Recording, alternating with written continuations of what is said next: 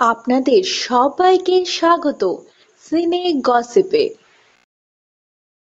Model Sonika Singh চৌহানের মৃত্যুর মূল অভিযুক্ত অভিনেতা বিক্রম চট্টোপাধ্যায়কে গ্রেফতার করা হয় বৃহস্পতিবার মানে 6 জুলাই মধ্যরাতে কসবার একটি অভিজাত মলের সামনে থেকে।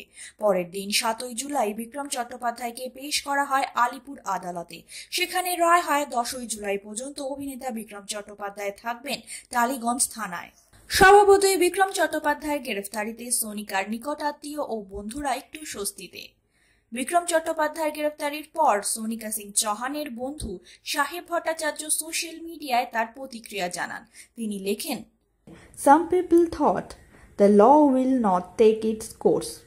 Some people thought we will lose hope and give up. Some people thought there is light at the end of the tunnel for #the criminal.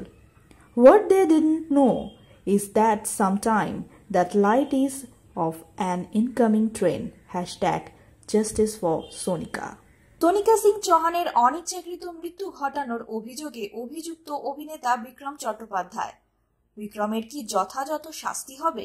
কি হবে তার পরিণতি? তা তো সময় বলে দেবে। এই সংক্রান্ত আরো খবর খুব শীঘ্রই আমরা নিয়ে আসবো আপনাদের কাছে। তার জন্য বন্ধুরা আপনাদের কিন্তু জুড়ে থাকতেই হবে আমাদের সঙ্গে।